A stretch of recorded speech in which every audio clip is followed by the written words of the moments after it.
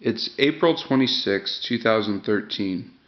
The price of .308 ammo is anywhere from $29, $30 to $40 and upwards per box of 20.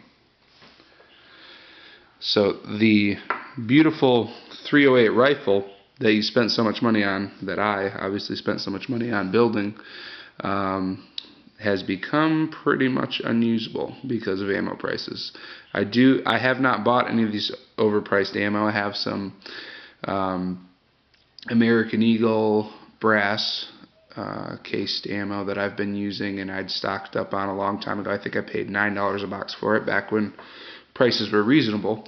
But I went to the range and I blew through quite a bit of my stock. I have a few boxes left, and I was starting to think, okay, if something doesn't change quick, I'm not going to be able to go shooting at any distance and for any long period of time with my beautiful rifle I built here. This, by the way, is a Savage .308. There's a separate video on my channel about it. It's basically a .308 LE with a bull barrel, 16-inch barrel. It has the Accu trigger that we'll talk about in a little bit. It has a Bushnell Elite 4200 on it, the 4 to 16 by 50 millimeter, and that's front focus. I found a solution to this problem, and here it comes. Dun dun dun. What's that thing? That some of you may recognize as a Mosin Nagant. It doesn't look like a standard Mosin Nagant. It's a sporterized variety that a lot of people on YouTube and throughout the US have done. Basically, all this has is an ATI stock that has been stippled here, and it has been hand camoed with a pattern that was not done by myself. It was done by a fellow local gun forum member. It has an ATI bolt that's been drilled and tapped on. It has a Nikon Monarch 4 to 16 by 50 side focus. And it has a custom trigger job done by myself that is 100% stock and free to do. So, the biggest reason to sporterize your Nagant, and I would have never done this before had .308 stayed what it was. The biggest reason to do this, and a lot of people say, well, you're defacing a piece of history, or they're Mosin purists and they don't know why you're doing it, or the best one I love is you could have built a Savage or a Remington 700 for the money you put into this. Yes, that is the case, and even back before all this happened, this was still a valid point. People would say you could buy that gun and have a cool, new gun, but it doesn't shoot 7.62 by 54R. Let me switch to manual focus and see if we can get a close up here. Uh-oh, screwing it all up now, huh? Okay. 7.62 54R. This cartridge is ridiculously cheap even today, and it's one of the few rounds that is still available and not gouged. You can get it at Dunham's for about $100 for a can of 440 rounds. Let's see, let me get on my phone calculator and see what that comes out to. 440. We'll divide that into boxes of 20 for ease. 440 rounds divided by 20 round boxes. That's 22 boxes of ammo, and you're paying $100 for it. So $100 divided by 22. That's $4.54 per box of ammunition. That's half the price that .308 was before all this craziness. So even back then, this was a valid point. The reason to sporterize a Mosin is not to compete with the modern .308s. It's so that you can actually shoot long range and afford to do it. Now today, even today, you can get this for $4.50 a box, and that's just at Dunham's prices. I mean, before all this, you could find those for $50, $60 for a Spam can of 440 on the internet or something like that, or every now and then Dunham's would even run a special. So even right now, just walking into Dunham's, and most Dunham's you can still find Spam cans laying around. If not, they're on Midway every now and then. They're still available. It's not .308's just not going to happen. There's no .308 trickling into Dunham's for $10 a box. There's some for $40. You know what I mean? So you're looking at $4.50 a box of 20, $40 a box of 20, or maybe $29, $30. I haven't seen anything under 30 in a long time. I wouldn't even buy it for 20 because this, like I said, this is stuff I bought for $9 a box back before all this nonsense. I'm not going to spend that, especially not after I have this gun. Ammo. That's the number 1 reason I sporterized a Nagant. And I would have paid more than I paid for this gun. I mean, total, in all, I actually bought the gun in the stock. Those dogs are going to ruin this for me, aren't they? Okay. I'm going to let my dogs out. You guys stare at my guns real quick.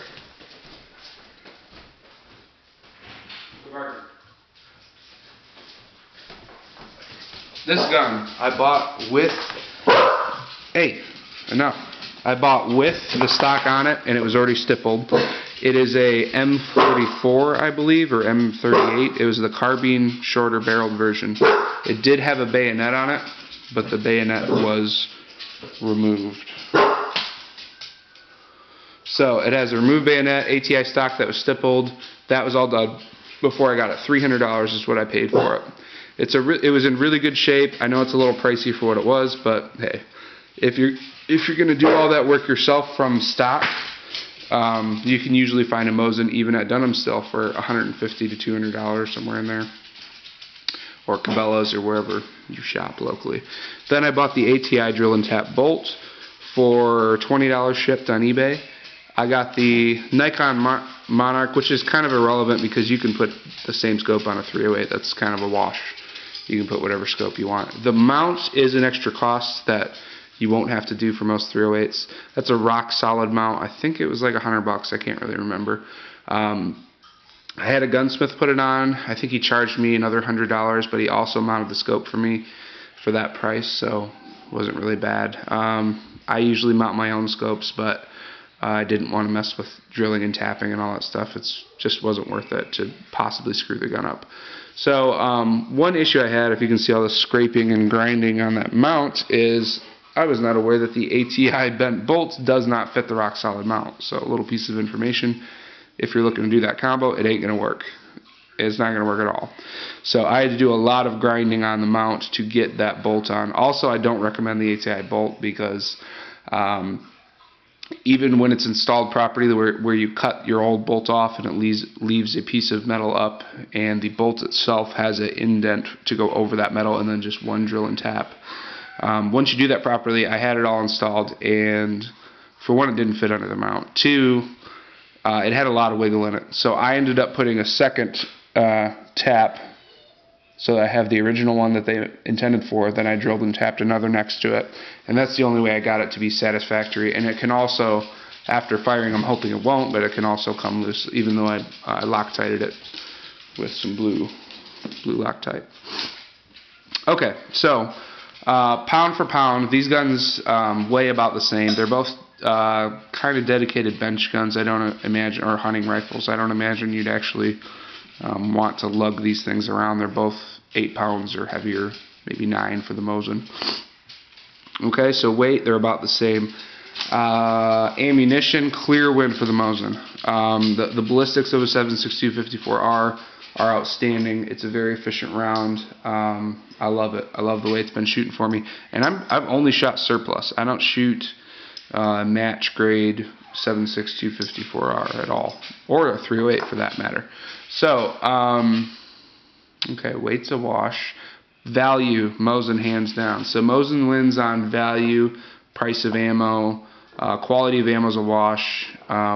Weight, probably an edge. You can get Remington 700s or Savage 308s that don't have the heavy barrel that are probably much lighter. Accuracy.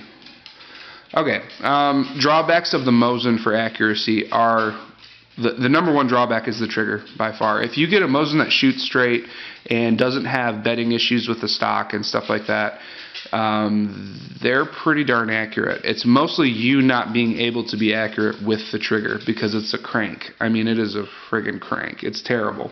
You pull it back, you'll pull a bit and you think you're at the break point, and then you pull thinking a round's going to go off, and then you pull more thinking a round's going to go off, and you continue that about 10 times until a round actually goes off.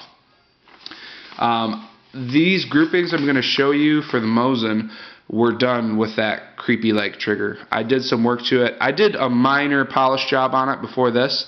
I think I had it around like 5 or 6 pounds, but it had a whole ton of take up. So these groups could be better. These are shooting groups at 200 yards. I did these same groups with my 308, and I can't test to this being what it is, but I think it's my 308 group. I'm not sure. You'll have to disregard. I'll just tear off the sight-in rounds because I'm sloppy when I go to the range. I sight in, and I don't want to walk all the way back down range and wait for a ceasefire. So I'll just shoot on the same paper. I'll kind of stay away from the bullseye. Okay. So, or I'll put 2 like I did on this one. This is my 308 group at 200 yards. Okay, so this is, here's the 308 round just to get you a size comparison of how big this group is. It ain't great. I'm not the best shooter in the world. You know, it is what it is.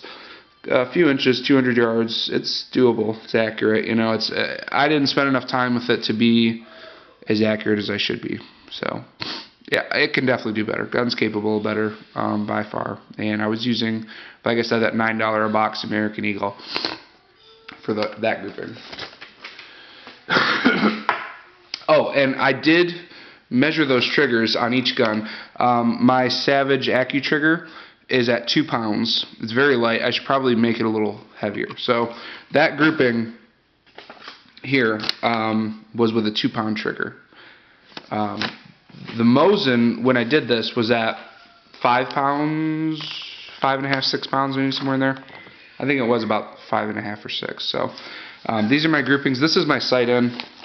I was making adjustments here so it's really spread out at 200 yards. This is after my sight in with my Mosin at 200 yards. So it's a little spread out. I guarantee you this can be tighter. A lot of this was being thrown with that crank trigger, and ever since then I did an amazing trigger job on the Mosin, and I now have the Mosin to 4 pounds with very little travel, and I probably will make a video on how to do that.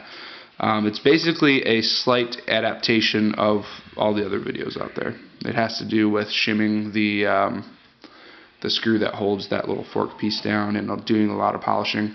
But there's a way to do it that takes it a step further, that gets it to the exact point that your particular Mosin, the exact minimal travel that your particular Mosin can deal with.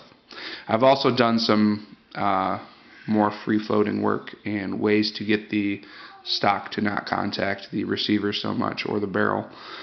So I'm going to take this again out in the next, not this weekend, but the following, and do some more work with it, and I guarantee you those groups can get better. I think they can be equally matched in accuracy. I think the Savage might have a little edge, but for my skill level, it's really negligible. It's not a big difference. So let's say accuracy, wash, possibly a little edge on the Savage. Price of ammo and availability is huge edge for the Mosin. Value, huge edge for the Mosin. Availability of the guns, even huge edge for the Mosin.